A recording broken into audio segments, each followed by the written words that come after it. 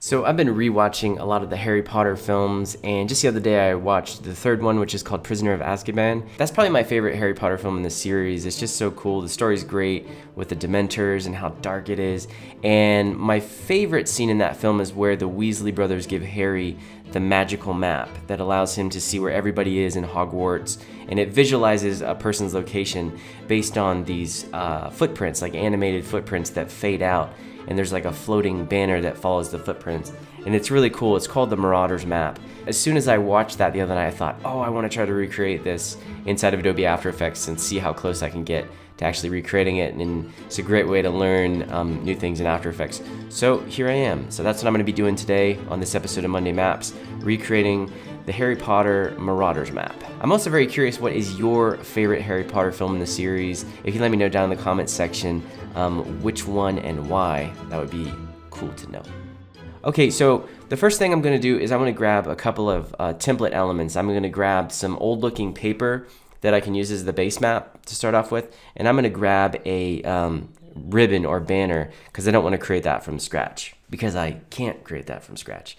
So I'm going to go over here. I have a subscription to Envato Elements. This is a really cool site, and I am partnered with them. So if you use my affiliate link down in the video description, I will get a commission, which helps support my channel. But this is like a library of awesome stock elements and assets, and there's just a ton of cool stuff. They have stock video, sound effects, but they have a ton of cool graphics. So I'm going to go over here and select graphics, and the first thing I want to do is search for some like old paper. And you can see there's just a ton of cool stuff. And right here, this would be perfect. So I'm going to go ahead and download this. And I'm also going to search for banners to see what they have. Let me actually do old banner and quickly look through here. No, banner. This one's kind of cool. Okay, this one looks very cool and quite similar to the style here. Okay, so I'm going to download both of those assets. So first, I have a 4K comp here, and I'm going to go grab the old paper. And let's just drop that into the comp. It's a little bit bigger than the comp, so I'm going to right click on it and go to transform and fit that to the comp. And then I'm going to go ahead and lock that off. And this is great. This is a really good looking thing to start with. So if you look at the reference here, this thing is gorgeous. And to kind of visualize the actual hallways and the rooms, they're using all these little text elements that look like Latin. It's all kinds of different little shape elements. Very, very cool. So I'm going to try to recreate that using some text elements. One quick way to manipulate text and move it around is to use, basically draw mask shapes, and then you can attach the text to those shapes and to the paths. So let me show you how to do that. I'm just going to give you a little sample here, and then I'll kind of quickly go through and create the base map, because you don't want to sit here while I create this whole thing. It'll take forever. So let me just show you how to do this. I'm going to grab the text tool, and I'm using a font called Blackmagic. And I'm going to go and find this lorem ipsum. This is a generator for like dummy text, and it has Latin. So that will work perfect here. I'm just going to go and I'm going to copy this sample passage here, used since the 1500s. And I'll paste that right in here. Now I want to start to have that hallway. So I want to have 2 rows of text to have the base of the hallway here. So with this text layer selected, I'm going to go grab the pen tool. I'm going to zoom out here. And let's say we want the hallway to go like down through this way. So what I can do, once again, with the text layer selected, I'm going to click over here and quickly draw this little path here. And now when I open the text element, there's this parameter that says path options. So I'm going to click on this, and then right over here I can select mask, and then voila, the text is now following this mask. And what's cool about this, I can select the mask and I can manipulate it and get that exactly where I want it very, very quickly. And then I could just duplicate this one and grab this and quickly create our little hallway path here.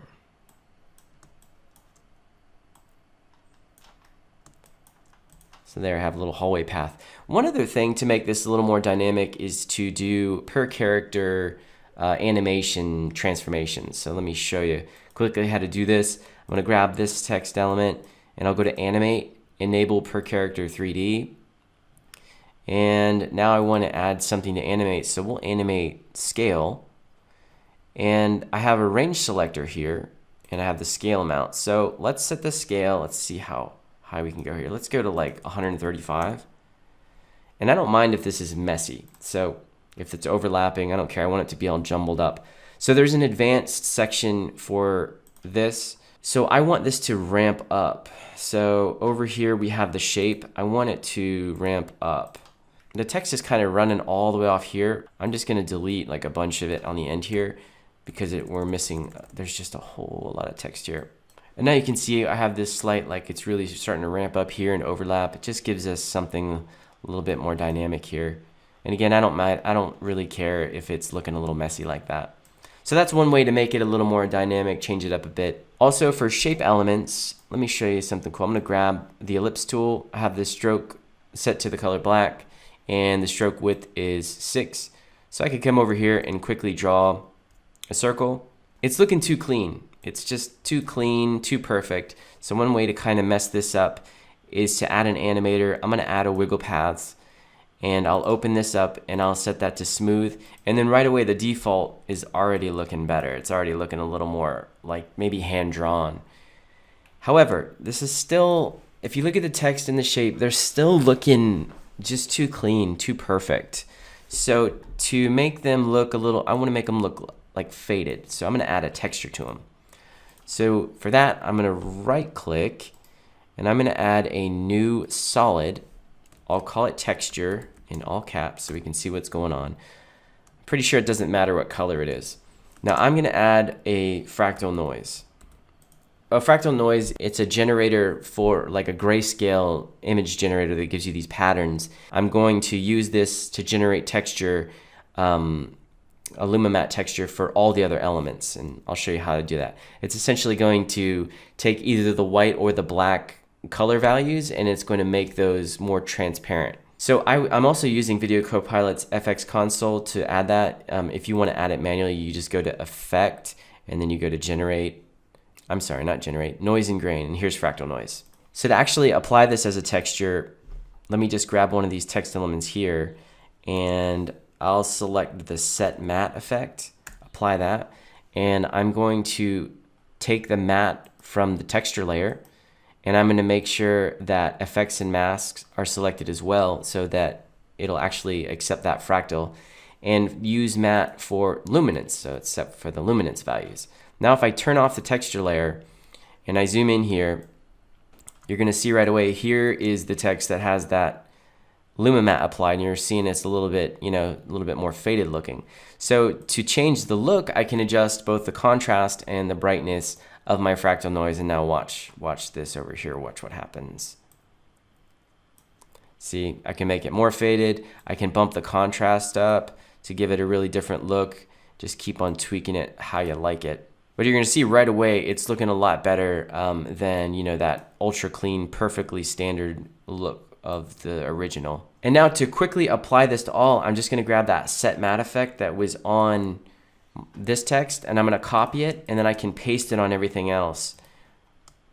And now you can see that if we come back over to the circle ellipse shape tool here, we're getting some faded look here. Wow, crying baby. Now I'm going to spend a lot of time and try to create this map base here using text.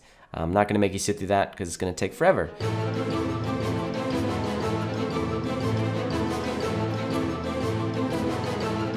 Alright, so here we go. I've got a little base map. Again, it's not quite as good as the magic makers who created the map for the Harry Potter film. But hey, this is pretty good for how much time I spent on it. Now, I want to focus on these cool footprints. These are very, very cool.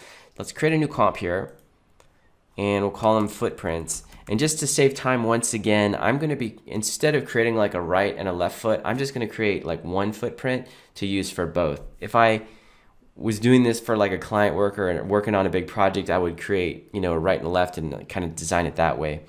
However, we don't have time for that, and this is free content, so stop complaining. I'm going to grab the pen tool, and we want to change this to fill and turn the stroke off, and I have the fill set to black. So now I can draw a quick footprint. So let's do something like this for the heel. So here we have the heel. And I'm going to do this on the same shape layer, just to try to keep it nice and neat. So click off, then click back, and maybe I can do something like this. And now I can just go through and tweak this as I want it. I'm gonna rename my label to footprint, and I'll open it up, and I should have two shape elements. Yeah, right here, shape 1, shape 2. So I'm gonna rename this one, we'll call it heel, and then I can call this one toe or front, I don't know, whatever, however you wanna label it. Okay, so now I have my footprint, and I'm gonna grab it, and I'm just gonna put it, make sure, I'm gonna right click on it actually, and I'll go to transform, center anchor point in layer content, and then I will center this. Let me select a region of interest here, and I'm going to try to make this a little bit neater, because when I pre-comp this in my main map, I don't want it to have huge, I want it to be easy to kind of manipulate here. So I'm going to grab this region of interest and kind of shrink it down. If you happen to know like a shortcut or a way to automatically crop your region of interest to the size of your layer, let me know down in the comment section, because that would be super helpful. And you know what, this is already looking like a right foot, so maybe I can rotate this a little bit just to make it more of like a footprint that can work for a left foot or a right foot. You know what, I should probably just get rid of this little point here and just have it like this, down and dirty. Layer, composition, crop comp to region of interest. That's fine, but I want it to crop like right on the edge there. Oh well. Okay, so I have the footprint. Now I want to animate it. Now if we look at the reference, it kind of animates on really, really fast, and then it slowly fades out like it's a ink. It's almost like an ink stamp that stamps on and then quickly like fades away. So to do that, first let's focus on animating it on. This is probably going to be like a 5-second animation, but I'm going to make it responsive so that when we drag it, we can make it whatever length we want. And that's really important for this. It'll give us a lot of versatility here. So first I'll animate it on by grabbing it here. So I'm gonna move like the anchor point of this one. Let's grab the anchor point here. I'm gonna grab the anchor point tool, and I'm just gonna do like a little scale up. So it'll scale up kind of from the bottom of each shape element. I'll animate these individually. Then I'll grab the heel. Let's grab the anchor point of the heel, and we'll put that down here. I'm playing with the transformation properties of each individual shape element. It's easy to get this confused. Okay, so let me just quickly zoom in here. This is going to be a very fast animation. We're animating it in. I'm going to go to the scale here, and we'll add a keyframe right there for 100%, and then we'll go down to 0, and let's just see what this looks like for the toe. And I want it to be real fast, like you don't even want to, yeah, it's going to be like just a couple of frames, like 2 frames. Okay, so that's the toe. Now I'll go over to the heel and I'll animate this as well. And we'll have the heel animate in like right before the toe. Okay, so that's looking pretty good, the animation on. Now there's a few other things I want to do with this footprint here. The edges are too clean, so I want to roughen up the edges, and then I want to figure out the animation fade out. The effects I use to roughen up the edges, I'm probably also going to use those to help it fade out. So what I'm going to do is I'm going to add, first I'll add some texture like I did with the text on my map. So I'm going to right click, and I could just add a solid, or I'm trying to figure out if I should add a solid or just duplicate this and then use that as the texture. So first I'll add roughen edges. So I'm going to add roughen edges effect. And right away you can see it's applying this, it's kind of roughening this up already. So I can play with the border here, and messing with the border will really bring it there. And I can even change the edge type. I'm going to leave it on roughen. Let's just try 15 and see how that works. And as with the text, this solid is too perfect. So now I'm going to add the fractal noise. So I think what I'll do is I'll just duplicate this, and let's see if we can do it that way. I'll call it footprint texture, and then I'm just going to add the fractal noise to, let's see here, effect, noise and grain, fractal noise. I think I might need to put this above the roughen edges, and then I'm going to bump this up quite a bit. So I have the fractal noise on the footprint texture. Now I'm going back to the footprint, and I'm going to go to effect, channel, set matte, and I'm going to set that back to luminance and the footprint texture with effects and masks. And now if I turn that off, let's see what that looks like. Okay, so it's not looking very good. I gotta go back to the texture and I gotta tweak it so that it's just, I want it to start off like barely having any opacity there. There we go. That's actually looking pretty good. And I imagine I'll have to look at it once I get it on the map. I have to get that. You wanna come in here? Okay. So I'll really tell how this looks once I get it on the map. So I can still come back and then tweak this. So what I want to do now is I have the animation in. It animates on like this. So now I want to focus on the animation out, and I'm going to animate this out. It's going to fade out, and I'm going to do that by animating the brightness of the fractal noise as well as the roughened edges. I actually need to change the composition settings. So my animation in is definitely less than a second. So I'll bring this comp to, we can set the composition to like 5 seconds. Let's do 6 actually. And that gives us plenty of time to animate it out. And then I'm gonna make it responsive. I'll show you that in a second. Let's not get ahead of ourselves. I hope I'm close enough to the mic here. Okay, so maybe I'll go to the 4-second mark and I'll grab the texture, and I'm gonna use the brightness of the fractal noise and the border, maybe the border of the roughened edges for the animation. So let's just add a keyframe for brightness, and then I'll bring this to the end here, and let's adjust the brightness and see what happens. I'll bring it down. So we want it to be like -125, something like that. Okay, so that, I'm probably gonna need to tweak this, and also the edge border. So we want the edge border, yeah, so we want it to go up. So we'll go from like 15, I'll add a keyframe here, and we want, whoops, at 0, and we'll bring that up to 100. Let's see if I can animate the scale of just the texture element as well, and we'll scale it. Yeah, okay, we'll scale it down to like 80, so it'll go from 100 to 80 over these last 2 seconds.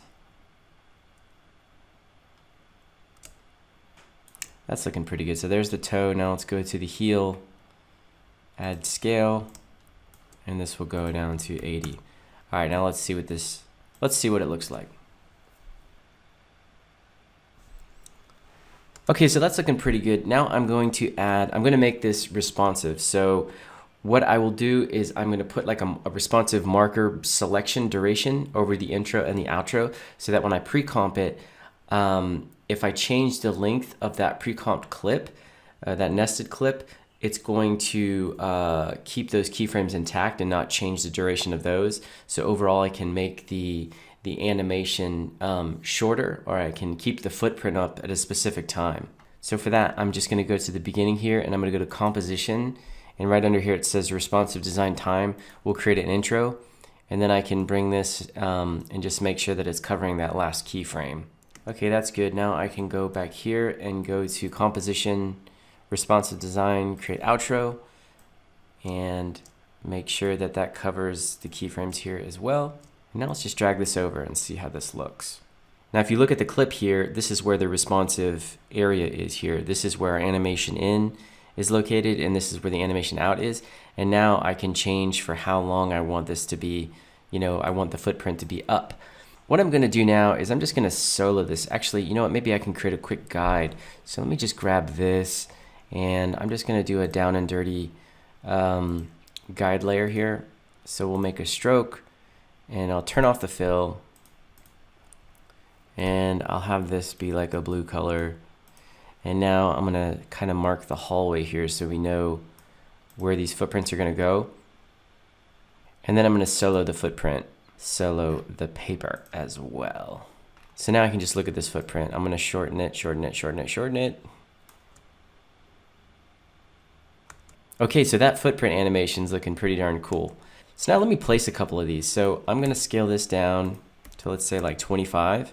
Now I can quickly move this around. Let's say I'm walking this way.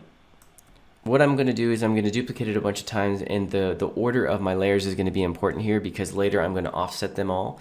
And to make sure that this works, I want to keep these in chronological order, whether they're above each other or below. So I'm going to put my playhead here just so I can place them. And I want the footprints to be like this. Here we go. Okay, now I'm just going to start duplicating them and creating a little walk cycle here. Okay, so I've got some footprints here, and they're not timed out just yet, but I've got them all in the right place. So what I want to do now is I have a tool from AE Juice called Shifter, and this allows me to shift and align these layers. So what I'm going to do is I'm going to shift it by 1 frame intervals, and here we have this, so I know that my bottom layer is the first step. So let me just push this panel over here. With all these footprints selected, I'm going to start staggering them. I'm going to put this over here. So I'm going to stagger them by 2 frames. And now let's quickly see what we got here. Okay, not good, not good.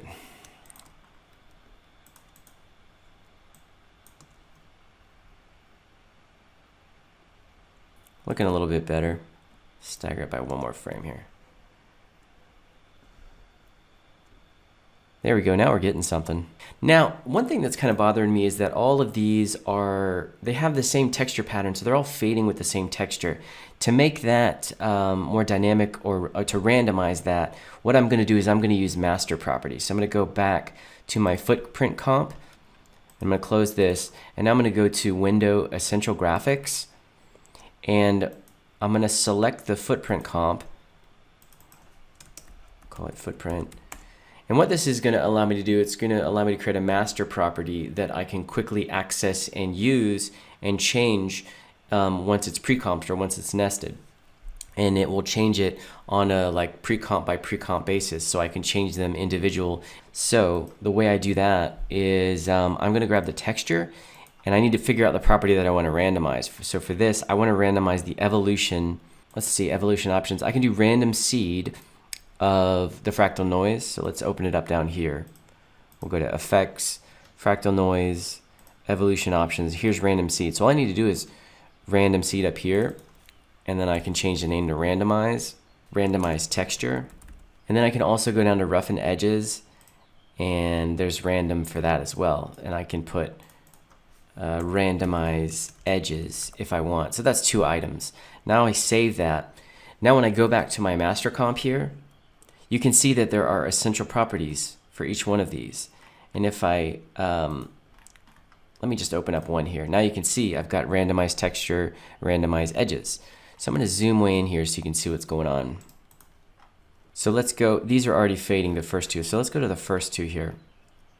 Let me grab this one, go to essential properties, and I'll really zoom in so you can see.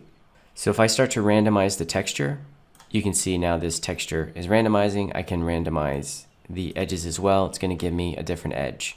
So to quickly randomize all these, I'm going to select them all. Let me full screen it. And in the search bar, I can type in randomize. And now it's going to bring all these up, and I can just quickly run through here and change and make sure none of them are the same. Okay, that should be good. All right, now I'm going to mess with the banner. All right, so I've got these hand-drawn banners. I'm going to open this up in Adobe Illustrator so I can see what's going on. Now I'm going to be using a premium tool called Overlord. It's a premium extension that works in Adobe Illustrator and Adobe After Effects. It essentially allows you to work really easily, bringing shape layers into, you can essentially quickly bring vector art into After Effects as shape layers. So let me show you. Okay, I like this one. Now here I've got Overlord open, and if I just select this and push the selection to AE, but first I'm going to go back to After Effects, and I'm going to create another new comp here, and I want to do Ultra HD 4K just to keep things. And I'm going to go back to Illustrator. I've got this selected, and I'm going to go ahead and push this to After Effects. Now it brings it in as a nice, neat shape layer. I'm going to right-click, transform, center, and then center this, and now let's see what happens when we scale it up. Okay, so what I want to do now is I'm going to grab my text tool. Now let's quickly type in a name here. And I'll bring this down to the right size here. And now I'll grab this banner and I'm gonna bring it into another comp, nested in there. And what I wanna do now is I want to kind of bring it to life with some movement. So I'm gonna grab the puppet pin tool here. Now the reason I pre-comp this is so I can add some puppet position pins here. So I'm gonna quickly pin the edges here. And then I'll add a pin here, you know, just kind of pin it up a little bit. And now you see, as I hold the control key, as I mouse over, if I click and drag now, I can move this and it'll make this like wave in the wind. I'm doing this real time. It's pretty cool. It's a cool way to animate. And now when I release, you see all these keyframes here, and let's see what happened. And now I'll go ahead and do the same thing with this one down here. Now I can go back to my main comp and I'm gonna drop in banner 2 here, and we'll drop it at the top. Now we got some motion here, and I want to animate the position, so let's look at this again. Okay, so the end position will be somewhere down here, and it's gonna go somewhere up here. Okay, it's looking good. Now I'm just gonna scale down the footprints, make it much smaller, and kind of reanimate the banner. And one other cool option that I can do is I can add a camera, and then I can animate the camera to follow the footsteps. Then that's where it gets really cool. Because if you look in the film, there was a lot of different movements and close-ups of the map, so we can do that easily with a 3D camera.